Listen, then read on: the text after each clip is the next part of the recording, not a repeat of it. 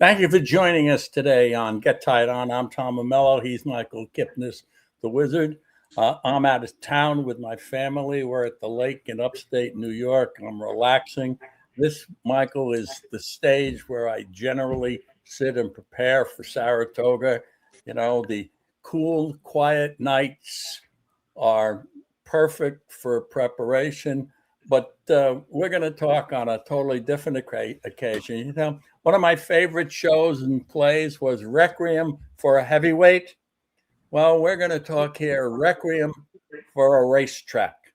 And the conversation among racetrackers these last days of this month and pre Saratoga are pretty much focused on the demise of one of the finest racetracks the country ever created, the Big A Aqueduct, housed in Queens, crossed literally across the street from Idlewild Airport with the winds and the planes coming over.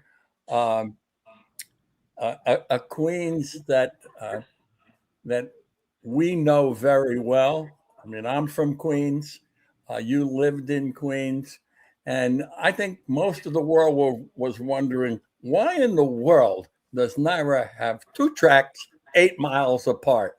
So we're going to spend the time we have together reminiscing and laughing about our connections with the Big A. So I'm going to start off with the story, Michael. My father and my uncle, two New York lunchbox handicappers, they brought me to Aqueduct. My uncle was a New York City cop. His beat was Aqueduct. He used to tell me about all the jockeys, grooms, and sometimes trainers that he would meet in his regular duties as a New York cop on the streets after the races, and the connections he had to jockeys like Johnny Rotz is a name for you, and Richard Migliori, he knew well. My aunt's favorite jockey was Richard Migliori. She bet everything he sat on, and she did pretty well over her lifetime and his career. But I've always had a connection to Aqueduct. And really, Michael, you'll like this story. When I was in high school, I had a kid who made book at homeroom. And basically, he charged a quarter. And what he was doing is he was doing 20 cents to the $2 bet, but he charged the nickel vig. So we get together at homeroom. We'd all, make quarters, whatever the heck it is, and get in on his bookmaking. And then we'd read the results, and we'd either lose or we'd pick up a couple of nickels. It was the late 50s, early 60s, and this was one industrious kid. Go ahead, start us off with your tales. I mean, I have several. I was basically born in Aqueduct. I mean, my father would always say if I took my son to the movies as much as I took him to Aqueduct, he'd be an actor instead of a handicapper. There you go. I'm going to go back as far as memory serves. My father would take me and my brother to Aqueduct. I must have been 6, 7 years old. And that's when I met his handicapper, the guy that was the legend, the guy that was the man behind Julie Fink and the Speed Boys, the man that started numbers when numbers didn't exist, right? And they called him Red. And that's because he had red hair. And we'd meet Red at Aqueduct. And this was every Saturday. We would not go on the weekdays. It was Saturdays at Aqueduct. And I would say to my dad, why is Red sitting outside the gate, by the clubhouse, by the far turn, not in the track? outside sitting in a beach chair, right? Instead of being inside the track. And my father said, well, he's banned from being in the track. And I didn't know what that meant. And he said, well, you know, the New York Racing Association doesn't want him on the grounds. So he sits off the grounds, which is by outside the gate. And I said, well, why? And he said, well, he was a communist. He was a member of the KGB. And he goes, that's why they called him Red, right? Member of the KGB. I said, but he's got red hair. He can't be a member of the KGB, whatever that meant. But he was the guy that I first met at the track and learned from him how to handicap at a very young age. So he's my first memory of the racetrack. What I also remember was I got friendly as I grew up. Like I'd meet, back then my father would give me money every other race to fetch him a bouillon, a chicken bouillon. So at the stands, like they had a bouillon stand, which was soup, right? So I would fetch him the bouillon and he'd give me $2.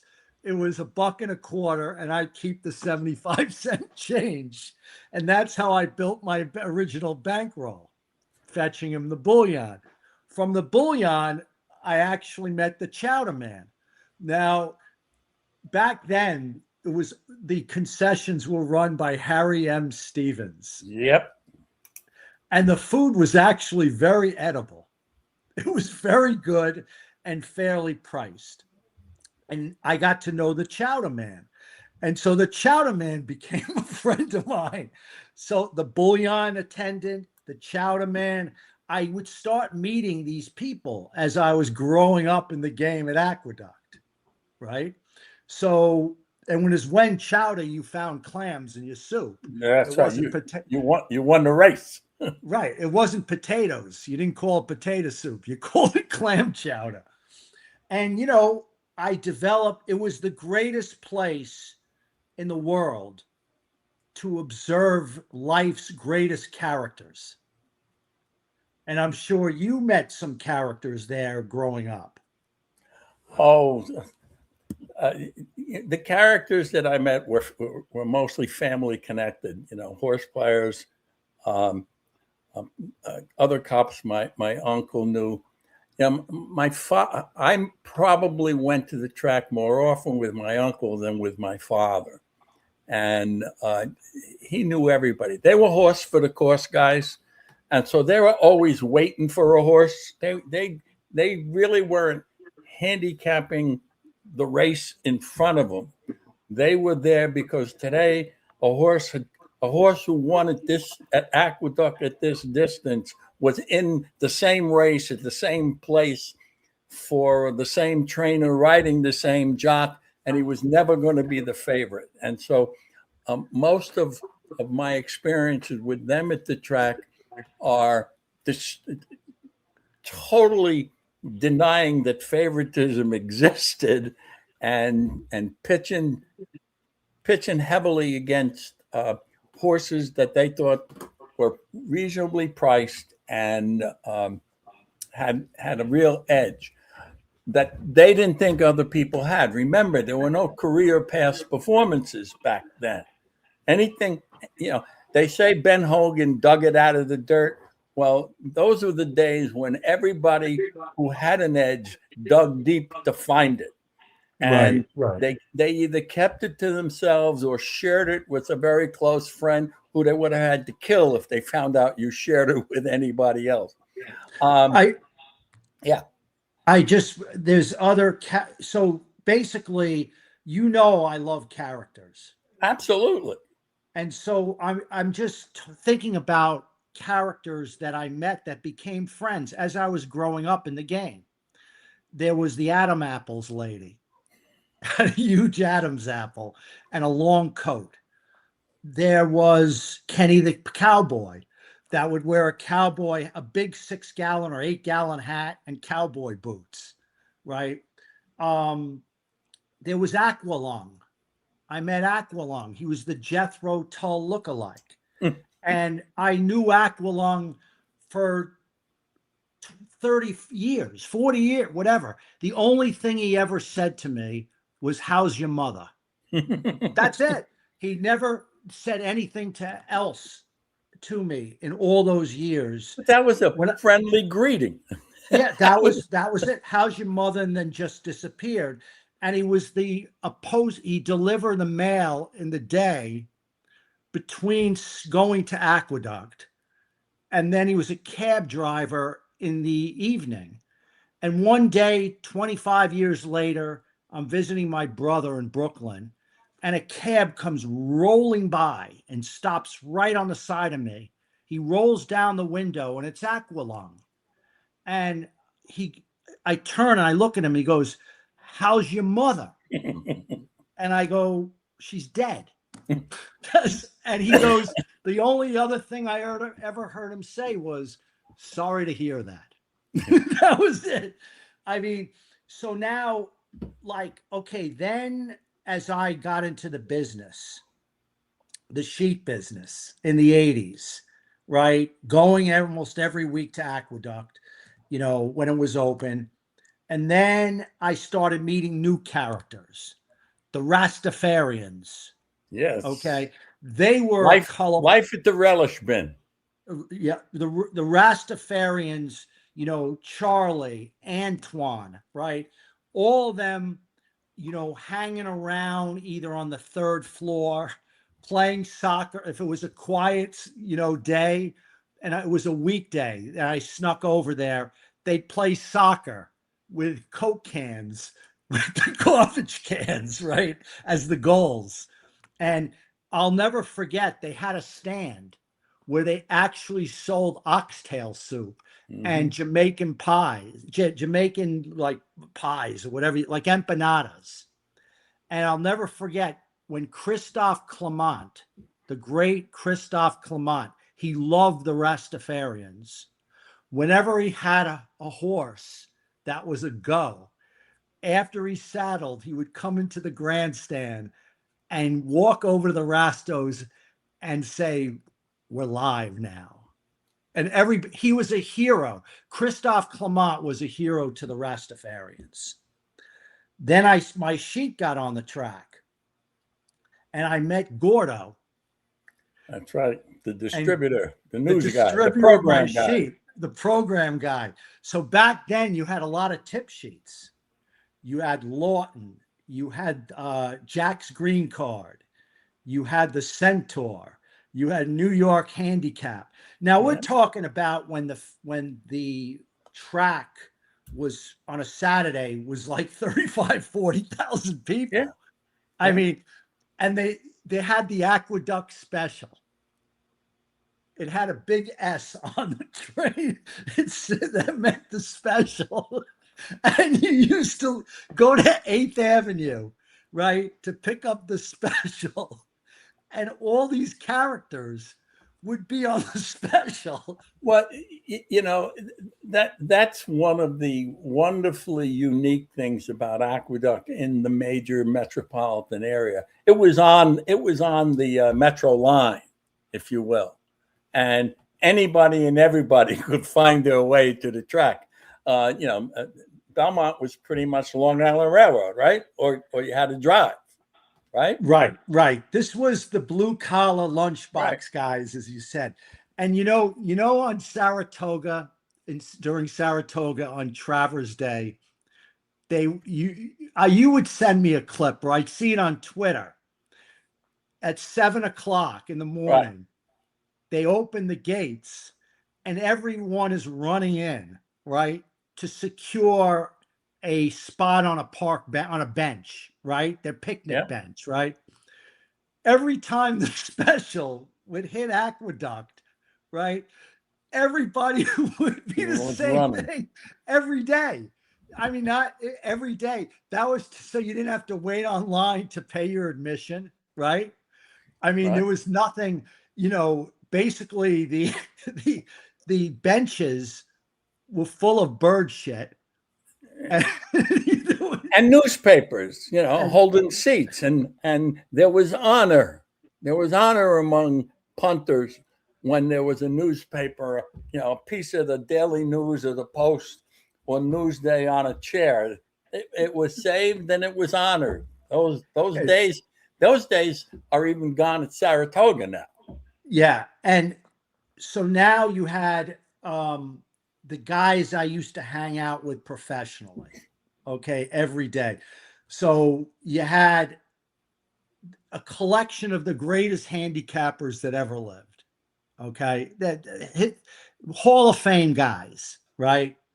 So you had Paul Kornman, the source, whose 1 year anniversary of his death was a couple days ago.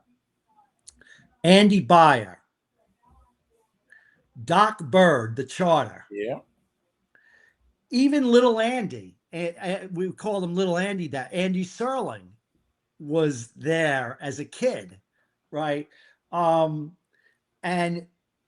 but the father of them all,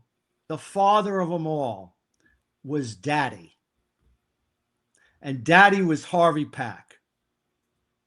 We didn't call him Harvey, we called him Daddy. And he had an office in the bowels of the track, right? By the grandstand, all the way downstairs. And we'd all go in and out of the office, right? The main guy was Howie Tesha. That's right. I had Howie on my list.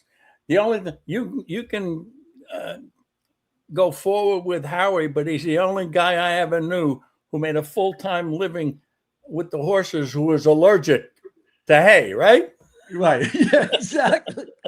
But so we would go and hang out at Daddy back and forth, right? Like, and the closer you got to him, especially if you bought him a few tickets and you kind of, because there was nobody like Daddy. Harvey Pack, he had the show Pack at the Track. He would call do you remember when he called the races from a ticker tape? He'd call them from Bowie, Liberty Bell, right? When I was a kid, I'd listen to the call on my transistor radio, and I had my racing form in my Spanish book. And I'd have a bet at OTB. It was the beginning of OTB. And I'd be listening to Daddy calling the races on a ticker tape. And one day I had a score at Bowie, and I get up from my seat and I go, yes! And standing there is my Spanish teacher. And the racing form falls down from my book, and she's reading the names of these horses. She knows nothing about races. It's like she was reading Catcher in the Rye, right, in hieroglyphics. So there was those group of people, Brad Thomas, Mark Siegelob. That's when I had to when I started my sheet and type the sheet on a computer, I would have to sit outside, and the wind at Aqueduct was sometimes horrific, right? It was, so I'd be typing and dirt and sand flowing down on my computer. Yeah, what people forget, I think, in those days, there were no advanced PP, and you were working 24 hours ahead, not 48, 72, right? Oh yeah, you used to get the form would be dropped off in New York City about 8 or 9 o'clock at night for the next day. And you'd get the form. And the form back then was great. It was like I needed a pristine form. The form could not be on the top of the bundle or the bottom of the bundle. It had to be slipped out of the middle, no creases, nothing. That's because you're OCD. Right. Pristine. And so then you would get the form, do your work at night. And in the morning, you go back to the newsstand and get the National Armstrong. Because if it's a horse I was waiting for that was running at Liberty Bell or Bowie, right?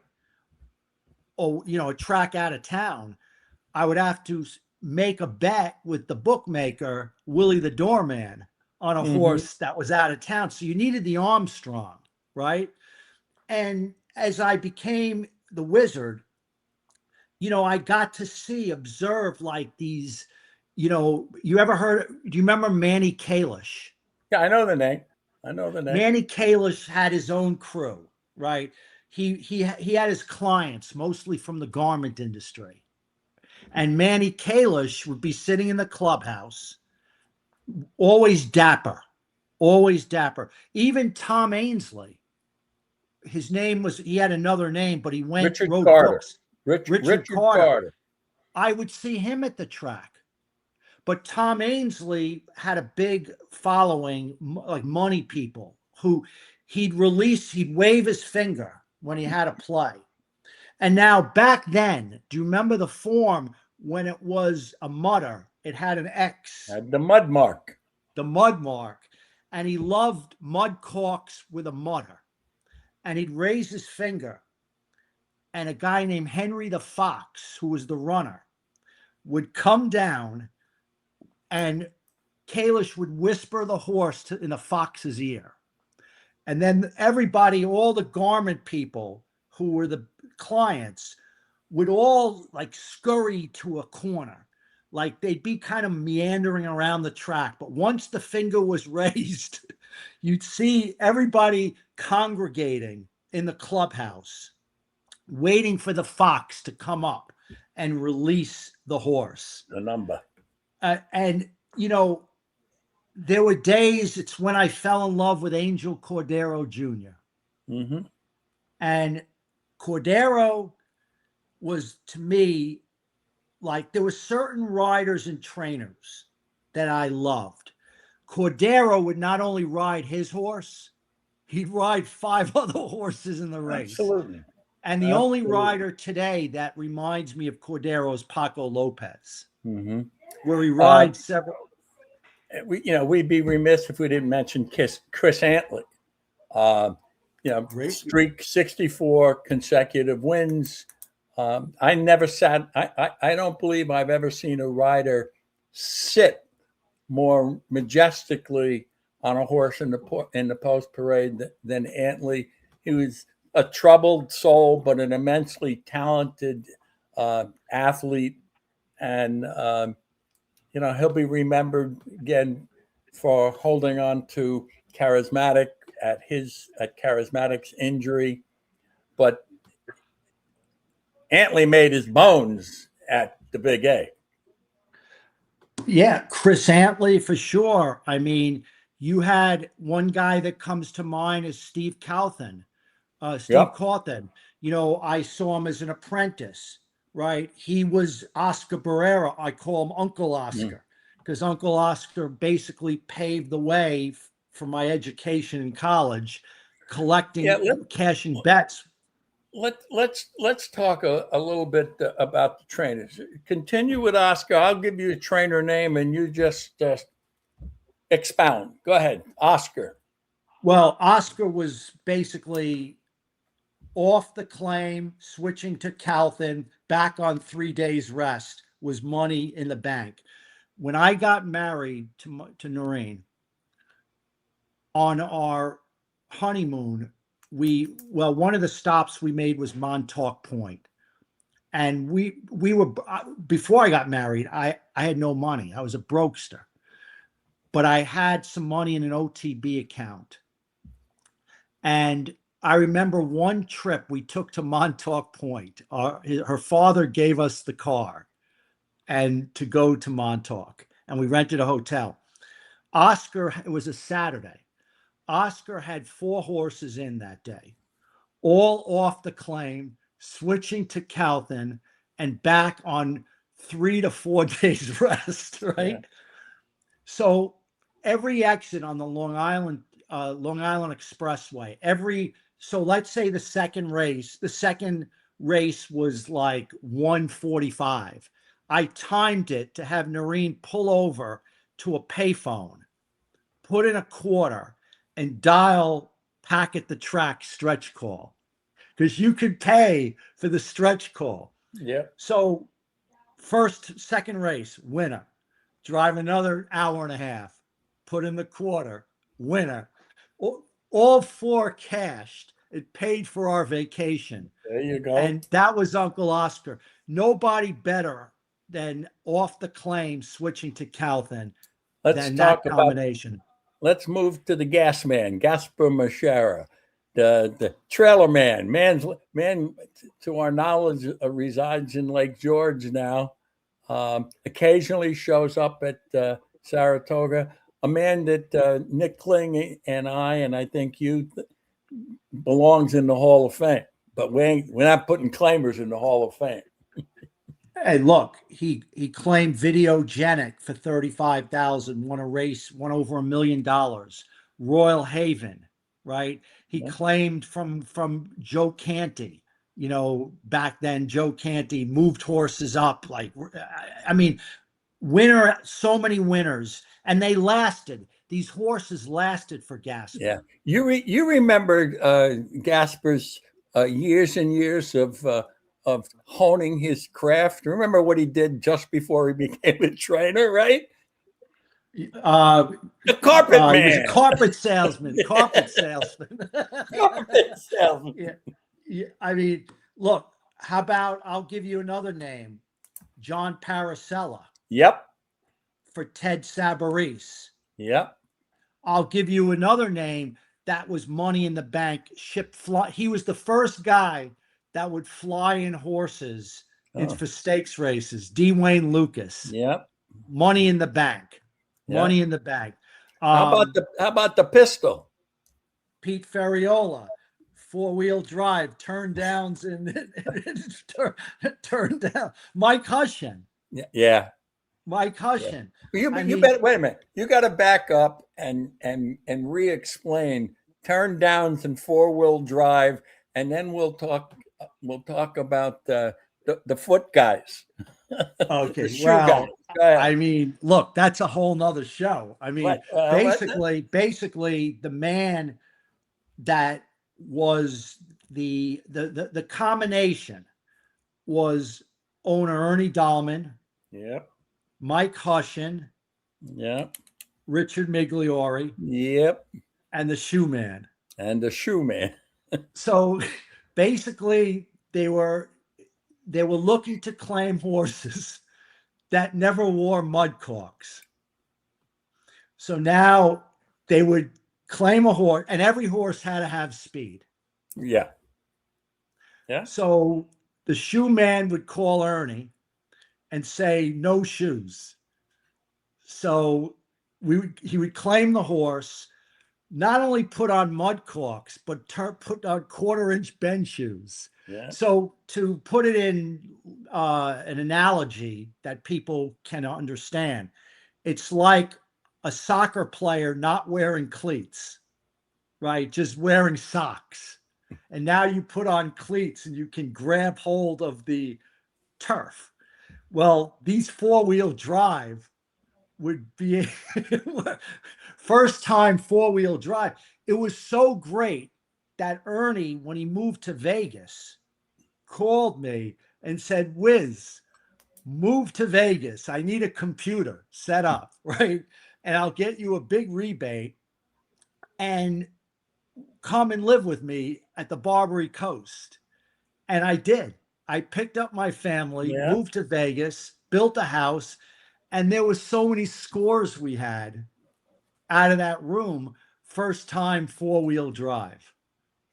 Okay, let's move from. How about Johnny Campo? One of the greatest footmen that, you know, he could take horse that had bad feet and turn him into Jim French. Remember Jim French? You know, Johnny Campo, Frank Martin. Yes, he was next on my list.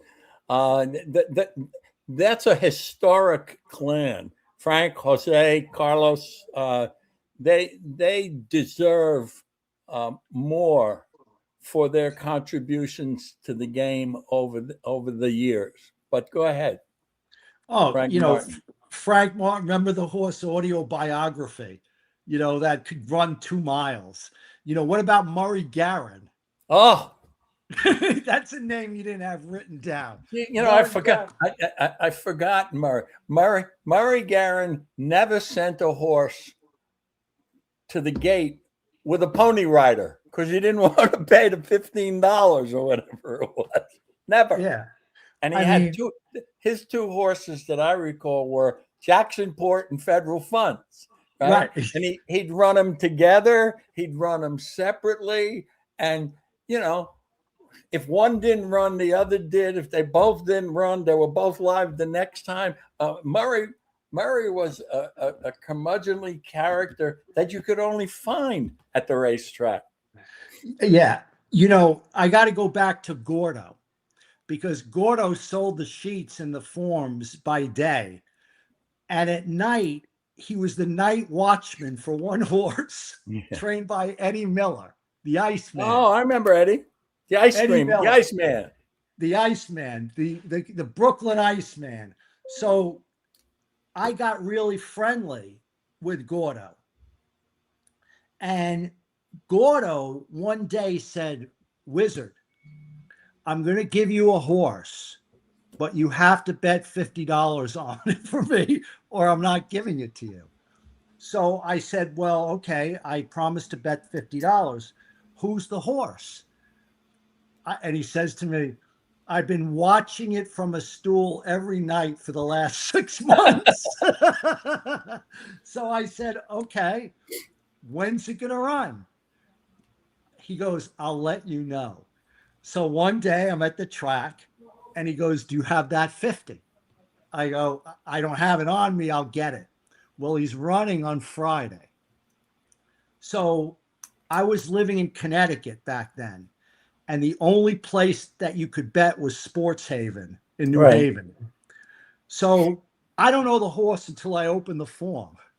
And the horse had 3 races, all sprinting, and all in maiden special weight races, beaten a total of 119 lengths. There you go. First race lost by 20. Second race eased. Third race beaten by 40. Dead last each time. So I'm saying to myself, there's no way. I mean, there's no way this horse is winning. Now, the horse was dropping to a maiden 35, but still switching to Jeffrey Fell. Yeah, there's a name. Stretching out to 2 turns on the inner dirt track. It was on the inner dirt track. I bet his 50. Now, I'm like saying I'm throwing away 50. I'm throwing away 50. I bet a measly $10 because I don't believe it. I just don't believe it. It's just something made up. The horse goes to the front and wins by 12. There you go. I go down the following week to give him his money, and he has his hand out, waiting for me to count out his hundreds. He counts it out, and he said, "Did you bet?" And I said, "Yes." And he said, "How much?" And I said, $10. And the only thing he said to me in Spanish was, "You're an idiot." Right? So, I mean, these were tales that were, you can't make the stuff up. The other thing, Michael, horsemen love the facility, the tracks themselves, the surfaces. Tremendous surface. And that's seen as a major loss. Yes? Yes. Any horseman will tell you there was no better surface than the Aqueduct main track. And the inner dirt track was tremendous. It held up through inclement weather. And like inclement, you're being kind. Yeah. And I'm scratching my head. And I'm like saying, Belmont Park in the winter is running on synthetic. Right? Like the inner track worked. Like, why isn't there an inner dirt? They took away the inner dirt track. That was like the best track to play. And you know, it was like handicapping a separate meet as well. Once they got off the main and the turf course and went to the winterized inner tube, as some people would call it, the game changed. Speed became even more important. They only ran a limited number of distances. You could say the betting menu was not interesting because they only could run limited distances on that winterized surface. But the fields were pretty good back in the day. Field size, Oh, field sizes were so good when we were younger. My uncle told me he never wanted to bet, and he chided me. He didn't want to bet a race that had less than 8 horses in it because part of his shtick was there had to be enough chaos in a race that a lot of people got it wrong, right? And so the larger the field, the more likely that is to happen. I mean, if you set 8 as your minimum fields to play today, you're going to get a play like every 4.5 months. yeah, right. And the thing, you didn't have the drop in odds at all. I mean, No. there was only one time. So here's another character, the Red Baron. Everybody knew the Red Baron. The biggest bettor. He was the CAW singular guy. Okay. So the Baron would sit in the restaurant at Aqueduct and at Belmont, and he would only make maybe one bet a week. Maybe. So I remember Doc Bird, right? Herschel Bird, whose daughter is Sue Bird. Mm-hmm. And Herschel was a charter. So he's charting the exact, me, Kornman, Bayer, we're all in on this exacta. It was like two guys liking the exacta. We look at it and they touted us on. We all were going to bet the 7-3 exacta in the 6th race at Aqueduct. So it was paying $84 with like 1 minute to go. And it comes in 7-3 and we're excited. Doc turns to us right after the race as they cross the wire and he says, "Guys, we've been baronized." Because the exacta paid $31 because the Baron struck. So he was the one-man wrecking crew that would drive the prices down. Yeah. But you never knew when that was going to happen. Now it's every darn race. Yeah. To kind of sum up, I mean, for me, Aqueduct was my family being at the track with my dad and my uncle and my aunt. Aqueduct and what they did, my father and my uncle, the paper charts that they kept that I eventually computerized or databased and so on. I mean, all of that has given me what I've done in this game with capital OTB and at Saratoga and so on, and the wonderful people, characters that I've been able to meet and have blessed. I'm blessed to have met them. But it all started, at a New York track. We weren't going to Belmont. Last thing I'll say, and then I'll let you wrap up. You're aware that my father and my uncle were following a horse who was running at Aqueduct, who shipped to Laurel. And the two of them decide they're going to go and they're going to bet this horse at Laurel. And they take me out of high school. I think it was a sophomore or a junior. They says, "Come on, you're coming with us." So I make a trip from New York to Laurel. Of course, the horse loses. He's awful, whatever it was. But that trip with those two yokels was as meaningful to me as any experience. And of course, when we get back to New York, 2-3 weeks later, the horse runs. My father's working. He doesn't know it's running. My uncle's at the track. Horse pays $36. he wins. My father says, "Did you bet a couple of bucks for me?" Marco says, "No, I didn't know if you'd want me to." I almost said, "I drive to Laurel with you, and you don't think I'd want a couple of bucks on a horse?" So I learned from those two guys that there's a million ways to not be able to cash. Yeah, yeah. I'm remiss to not tell two stories. Okay. And it's, well, first of all, I want to say that the Aqueduct paddock is great because Yes. you're standing right over it. You see the horses so close. You see every nationality, everybody there. You It's New hear the York. cat. It was that paddock will always stand in my mind.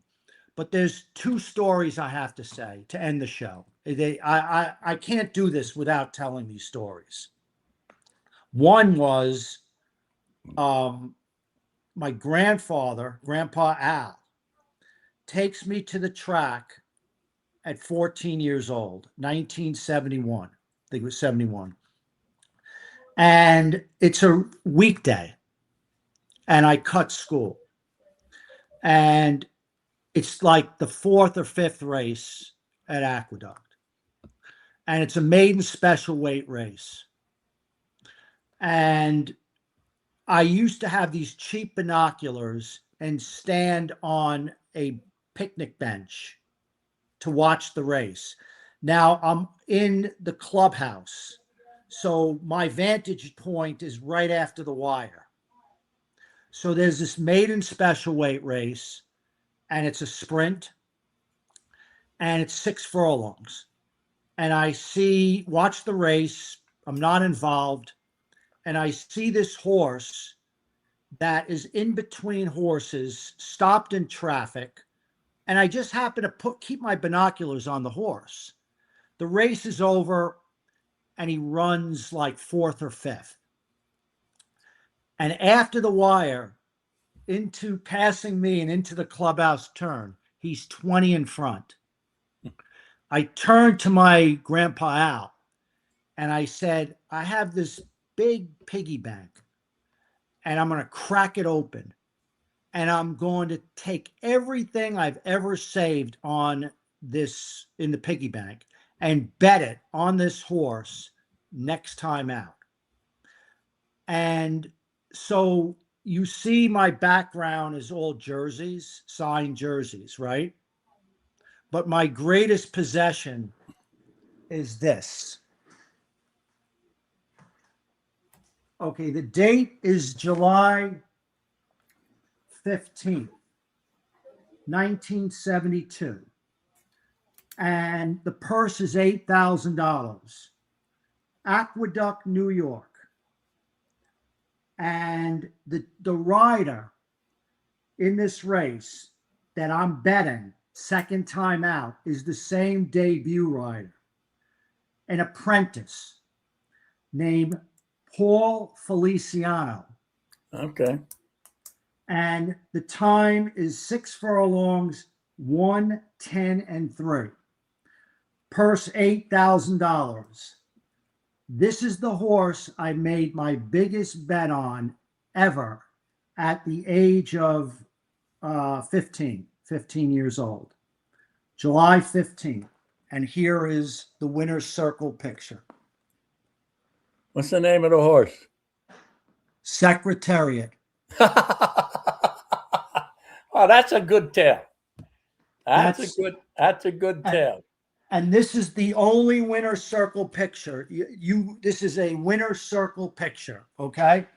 And after the race, I went to the backstretch. I got to Belmont Park, and I said, this horse is going to be a champion. And I wanted to see the horse up close. Nobody just won a maiden race, but it was what I saw in the debut. After that race, the trainer, Lucian Lauren, switched to Ron Turcotte. Yep. So I go to Belmont Park, and I want to see this horse up close, and I want to meet his groom. And I met his groom, and his name was Eddie Sweat. And here's the picture of Eddie Sweat on the Belmont walking him. And that's Secretariat. How about that? That's a good tale. That's a good experience. And biggest bet at 14. Well, we knew where you were headed based on that one. Anyhow, Now, ladies one and more gen- story. One one more more. story. Oh, okay. This is folklore. This Go is ahead. told around campfires by my children to their friends. This is the greatest story, wizard story of all time. Uh-oh. I have to say, because it's an aqueduct story. Go ahead. Okay. So I wanted to do something. I wanted to be a handicapper. And I was working in the restaurant business. And I got fired by my grandfather from the restaurant business. And now what do? I don't know what to do with my life. I decide I want to be a handicapper. I want to put out a sheet. So that's when I first met Noreen. We're living on 119th Street. And I buy a Gestetner mimeograph machine. And at midnight, I get the form at 8 o'clock and handicap the next day's card. And Noreen rested the typewriter in the bathroom on a sink. And I told her what to write about each horse that I picked. And I named my sheet the Wizard. So she would prepare the sheet. I'd run off like 50 copies on the mimeograph machine. And I got in a car at 4:30 in the morning with this Vietnam vet with 20 dogs that stunk to high heaven. And we stopped at newsstands near OTB's to deliver the sheet. Nobody knew the Wizard, but I convinced, because back then the sheets were big. The Lawton made fortunes, the Centaur, right? It was Connie Beard, the Beard, right? All selling at newsstands. So I tell the newsstand guy, would you take 10 wizards? What are we going to do with this? We got all, please. Took the 10 wizards. 6 stands, 5 stands, right around the city. We had to beat the milk guys, the guys delivering the bread. So the next day I go, and if I got 9 back, I sold 1 sheet, right? Yeah. So back then the sheet was $1. So I got 75 cents. The guy got a quarter. That's how it worked. So I was collecting, like at the whole round, collecting my returns. I might have been making $2.50, $3.50, $4.50. I couldn't live off that, but Noreen believed in me. And we were eating Rice Krispies for lunch and dinner. I mean, we had no money. As it turned out, the only person buying my sheet was my father sending his cronies out because he felt bad for me. So nobody bought my sheet. So now it's like 4 months into doing this. And I said, we can't live like this, Noreen. I got to give it up. She's waking up at midnight, typing the sheet. I'm delivering it, collecting nothing. So I go, I got to find a horse. I got to make a score, Tom, but I need a big score. So I'm waiting. And I said to Noreen, give me a month. Finally, on a Saturday, a horse comes up named Tough Spot, trained by Nicholas Fiore, a former assistant to Gasper Moschera. Now, I discover that the horse's form is ugly. The rider is Antonio Grael. Yep. And I look back on the form like 2 years back, because I'm saving my forms. You can light a fire and burn a city with the amount of forms I had. Yeah.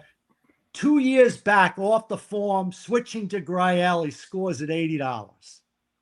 stretching out to 2 turns. What happens? Same angle. Same angle. I said, Noreen, this is the horse. So back then, the pick 6 at Aqueduct in New York, it was the beginning of OTB. It was huge. You know, a 2-day carryover could be $200,000. Yep. I said, I'm not betting him to win. I don't have enough money to make enough money just betting the horse to win. So he's on the morning line. Hermes has him at 80-1. And it says, you have to be kidding. That's the comment. That's the horse I'm putting my career on. So now I got to play a pick 6 and single him and make him best bet on the crystal ball, best bet of the day.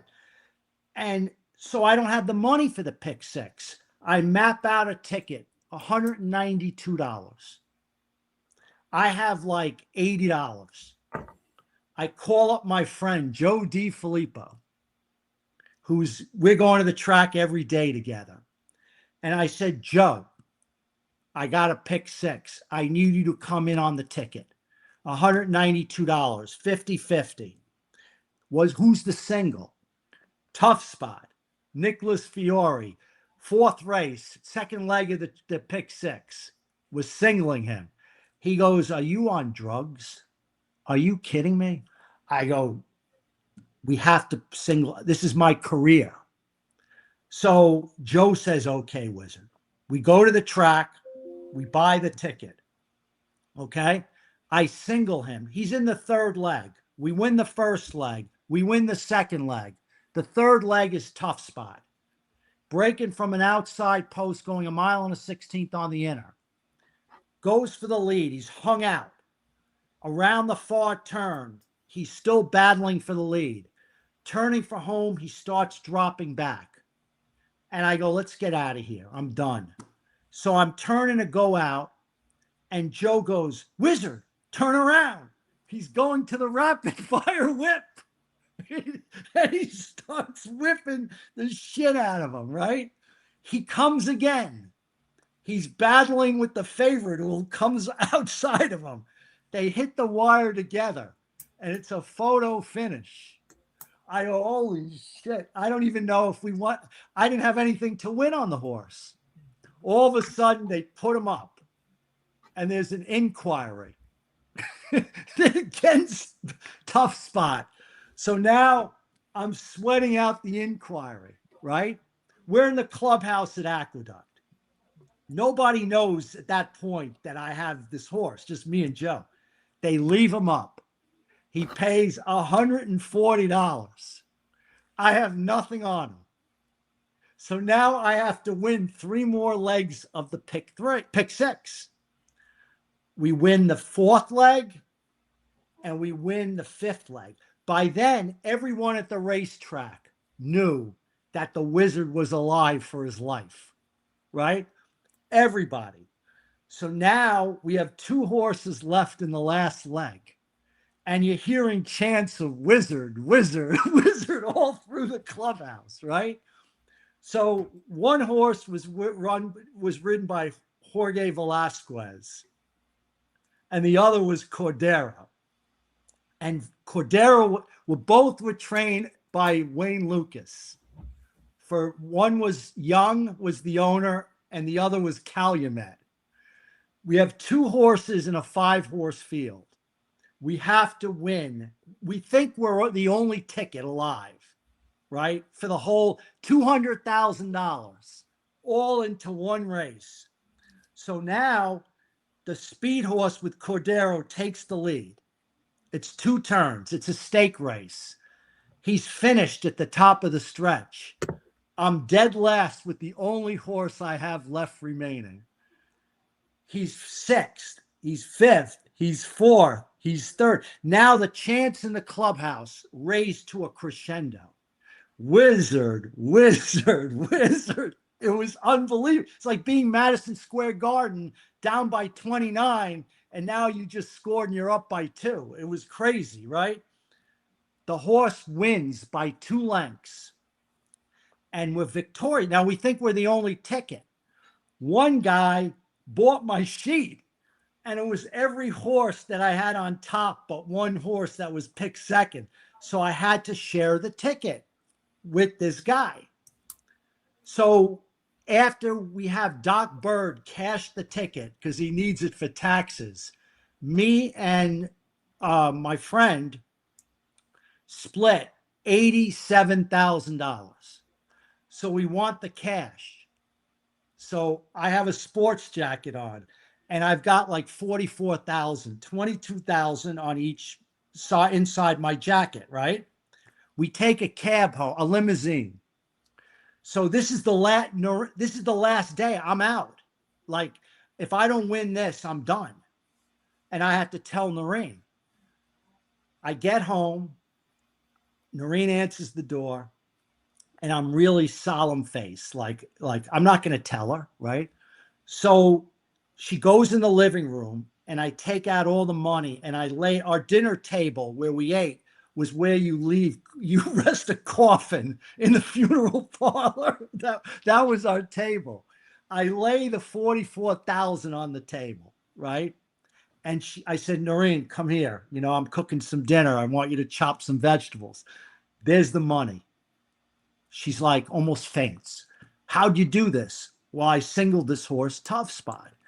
So I go, I want to show you. Back then you had the Pack at the Track show on WOR, the 30-minute show. Right. So I turn on the TV, and this was like everybody watched the show. Remember the show? Yeah. Go I through used the to watch car. it. So Pack gets on, and the first thing he says is, I got to tell you people, there's this lunatic that leaves a family restaurant to make his last bet for his life and single this ridiculous horse in the 4th race named Tough Spot. Let's see how this idiot does. So now he shows the whole thing. And now he gets to the 8th race and he goes, this guy, this moron, is alive for his life with 2 horses. And that he tells that story. The next day, I tell Noreen, let's print up 300 sheets because we're going to sell out before the first race. And that's how the Wizards started, all at Aqueduct, for that bet on that day. It's just, I had to tell, it's just a remarkable story. It is. It is. And let's put it this way. What's remarkable in the context of that story is that you've done the same thing for nearly 50 years, living a little bit on the edge, but you've supported your family, you've sent them to college, all your kids, none of your kids are on the poles or are dancing on the poles or in jail. So what you and Noreen have done, thanks to Tough Spot, has been a good thing, a good life for you and a good life for them. And Antonio Grial, who I saw 3 years ago behind a tree in the grandstand at Saratoga in the backyard. And I went and tapped his shoulder and I go, you don't know me, but I know you. And I take out $100 bill and I put it in his hand and I said, thank you. And he said, what is this for? And I said, do you remember Tough Spot? And you fell back and you went to a rapid fire whip. And he just gave me this big smile. Yeah. So I'm forever indebted. All right, ladies and gentlemen, that's an hour on Aqueduct with Michael Kipnis, the Wizard, Tom Amello. Be sure to check out the Wizard's interviews. He's sitting down with a lot of interesting folks and bringing you insights about them that you won't get from hearing them talk to other people. I think your time is well spent listening to them. We wish you will join us next time here on Get Tied On. Thank you for joining us. Thank you.